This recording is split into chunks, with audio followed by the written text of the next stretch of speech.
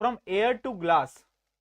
देखो भाई क्या बोल रहा है, क्या बोल रहा है कि अगर आप यहां ध्यान से देखोगे बेटा, ध्यान से देखोगे, ये एयर है, यहां पे एयर है, एयर से ग्लास में गया और देखो लाइट बेंड नहीं हुई, लाइट बेंड ही नहीं हुई। जब लाइट देखो एयर से ग्लास में गई तो लाइट बेंड ही नहीं हुई, लाइट क्या नहीं हुई बेटा, बेंड नहीं हुई, है ना। मैंने आपको एक केस बताया था, याद करो, रिफ्रैक्शन क्या होता था, बेंडिंग ऑफ लाइट। उसमें मैंने बोला था कि एक ऐसा केस है जब लाइट बेंड नहीं करेगी। बताओ कौन सा केस था, याद करो, याद करो। जब जब एंगल ऑफ इंसिडेंस जो होगा, अरे भाई क्या कर रहा है, अरे भाई क्या कर रहा है भाई, आजा भाई।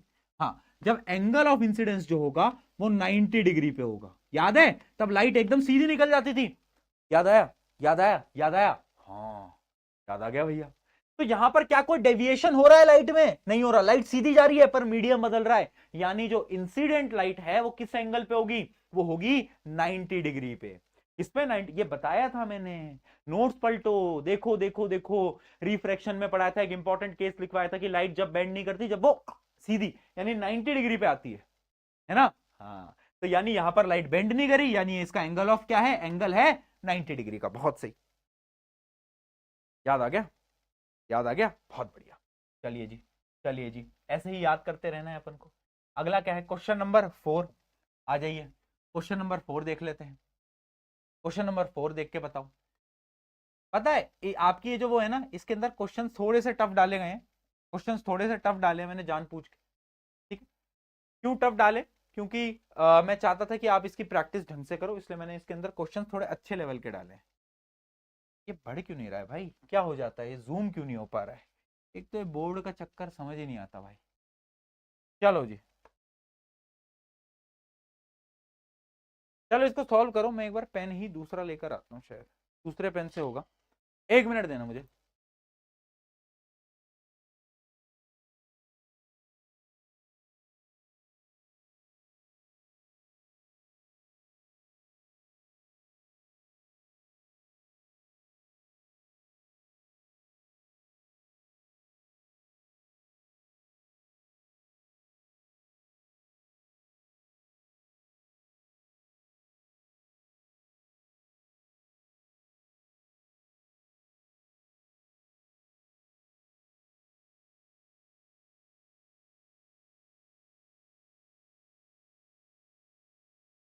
हाँ भाई, कर लिया, कर लिया, कर लिया जी, बहुत बढ़िया। चलो जी, अब ठीक है। क्या बता रहा है इसके अंदर बेटा, देखते हैं। क्वेश्चन के अंदर ये बोल रहा है, a light is incident on a glass slab. ठीक है भाई, एक ग्लास स्लैब पे क्या हुई है, लाइट इंसिडेंट हुई है। The incident ray, refracted ray and emergent ray are in 3 mediums A B C. Glass slab में अगर आपको याद हो तो एक होती थी इंसिडेंट रे, है ना, फिर क्या होता था बताओ, रेयरर से denser. R D Sharma ji को क्या पसंद था, नॉर्मल पसंद था, हाँ। तो क्या हो जाता था, यहां नॉर्मल की तरफ ऐसे बेंड हो जाती थी, ठीक है। फिर आप कहां जाते थे, डेंसर से रेयरर। डॉक्टर को कौन नहीं पसंद था, नॉर्मल, तो नॉर्मल से दूर निकल जाता था बेटा। ये नॉर्मल, तो ये नॉर्मल से ऐसे दूर निकल जाता था। क्या बात सबको याद है, क्या बात सबको याद है ना। तो ये होती थी इंसिडेंट रे, ये रिफ्रैक्टेड रे और ये इमर्जेंट रे। अब क्वेश्चन में क्या पूछ रहा है, if N1, N2, N3 are refractive index of A B C. यानी यानी यानी आपको ये बोल रहा है, क्या बोलने की कोशिश कर रहा है, 1 मिनट रुको। Refractive emergent ray are in the 3 media A B C. यानी ये बोलने की कोशिश कर रहा है कि ये जो है, ये है मीडियम ए, ये है मीडियम बी और ये है मीडियम सी। ये 3 अलग अलग मीडियम है। पहले मीडियम का रिफ्रैक्टिव इंडेक्स है N1, इसका है N2 और इसका है N3। तो आपसे पूछ रहा है which of the following is true. आपको क्या लगता है कि इनमें से कौन सी चीज ट्रू होनी चाहिए, बताओ भाई, बताओ क्या ट्रू होना चाहिए बेटा, जल्दी जल्दी। ये तो बहुत सिंपल है यार, ये बहुत सिंपल है, इसका सवाल कैसे नहीं दे पाए तुम। साफ दिख रहा है कि ये एयर होती है, ये एयर होती है, यानी N1 और N3 का रिफ्रैक्टिव इंडेक्स बराबर होता है। एयर एयर, बीच में ग्लास है, और तुम्हें पता है कि जो ग्लास होता है ना उसका रिफ्रैक्टिव इंडेक्स ज्यादा होता है। बताया था ना, जिसकी ज्यादा बेंडिंग, जिसमें लाइट ज्यादा बेंड होगी वो क्या होगा, वो ज्यादा ताकतवर होगा, यानी उसका रिफ्रैक्टिव इंडेक्स ज्यादा होगा। यानी मैं बोल सकता हूं कि क्या n1 और n3 बराबर होंगे और n2 जो होगा इन दोनों से बड़ा होगा। तो D option is the correct answer. सही है बेटा। और बताओ, और बताओ। Question number 6।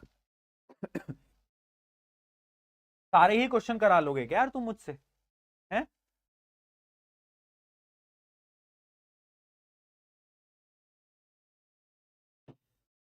सारे ही क्वेश्चन करा लोगे क्या? मतलब मान लिया इतने दिनों बाद मैं मिल रहा हूं, मान लिया इसका ये मतलब थोड़ी ना है प्रशांत भैया आज आप सभी करा दो, हैं? सभी करा दो। वैसे अगला चैप्टर अपन लाइव प्रोसेस स्टार्ट करेंगे कल से, ठीक है जी। अब तुम्हारी गर्मियों की छुट्टी तो लगी गई होंगी। कहाँ जा रहे हो घूमने गर्मियों की छुट्टी में? कहीं जा रहे हो? हैं? पर यहां से तो छुट्टी मिलेगी नहीं, कहाँ जाओगे घूमने? चलो आ जाओ। क्या? अरे भाई इतना बड़ा सवाल, ओहो हो। तुम्हारे साथ भी ऐसा होता है? इतना बड़ा सवाल देख के ऐसे रोना आ जाता है, ओ हो भैया ये क्या सवाल देख लिया यार, हैं? ये क्या सवाल देख लिया भैया। छी छी छी छी छी छी छी छी। चलो, एन ऑब्जेक्ट, क्या क्वेश्चन नंबर 5 है 6 है? क्या बोल रहे हैं? 6 ही तो है मूर्खो। आ जाओ। क्या?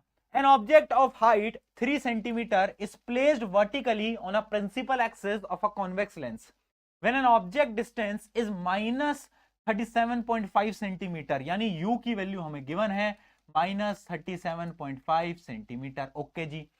N image of height minus 2 centimetre. Minus का क्या मतलब है बेटा बताओ? कि इमेज उल्टी है। इमेज उल्टी कब होती है? इन्वर्टेड कब होती है? इन्वर्टेड का छोटा भाई रियल। तो यानी इमेज जो है वो रियल है। तो हमें हाइट ऑफ इमेज भी गिवन है जो कि कितनी है? -2 सेंटीमीटर। ठीक है जी। क्या है? Image is formed at a distance 25 centimetre from the lens, यानी हमें वी भी गिवन है कि इमेज कहां बनी है? इमेज बनी है 25 सेंटीमीटर। अब बताओ मैं प्लस लूंगा या माइनस लूंगा? कैसे पता चलेगा? देखो, कॉन्वेक्स लेंस इमेज कहां बनाता है? रियल इमेज कहां बनाता है मूर्खो? यहां बनाता है, यानी v कैसा होगा? पॉजिटिव होगा। ठीक है।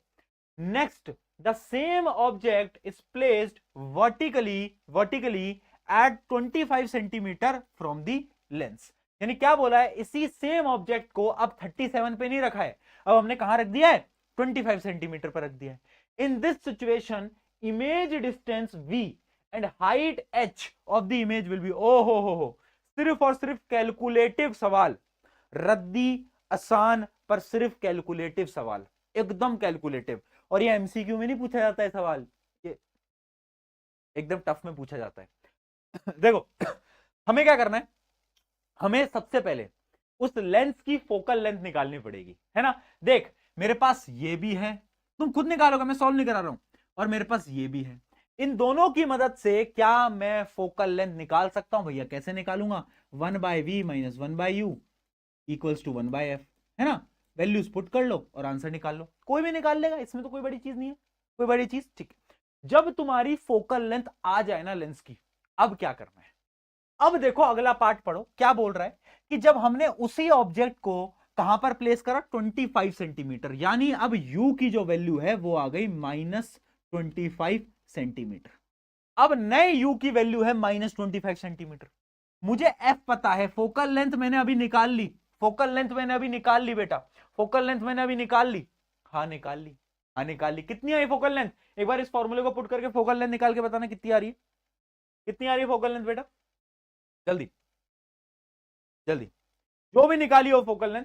अब आपको फोकल लेंथ भी पता है, आपको यू भी पता है, आपको निकालना क्या है? आपको निकालना है वी, आपको निकालना है इमेज डिस्टेंस। तो इमेज डिस्टेंस क्या आएगा वो आप मुझे बता दो। इमेज डिस्टेंस क्या आएगा वो आप मुझे बता दो, वी निकाल लोगे। दूसरी चीज क्या है? दूसरी चीज है, क्वेश्चन में बोला है कि इमेज की हाइट भी बताओ। इमेज की हाइट बताओ, कैसे बताओगे? इमेज की हाइट बताओ, कैसे बताओगे? अरे मूर्खो, देखो ऑब्जेक्ट की हाइट गिवन है, ऑब्जेक्ट की हाइट कितनी है? ये गिवन है 3 सेंटीमीटर। तुम्हें पता है मैग्निफिकेशन लेंस के केस में क्या होता है? Height of image divide by height of object, और इसका एक और फॉर्मूला होता है v बाय u। तो देख, हाइट ऑफ ऑब्जेक्ट तो 2 सेंटीमीटर है, v हमने अभी निकाल दिया, है ना, और u हमें गिवन है 25 सेंटीमीटर, यहां पर 25 लगा लो।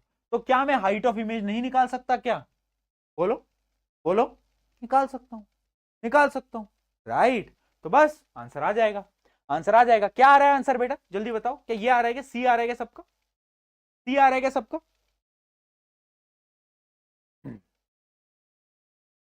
बताओ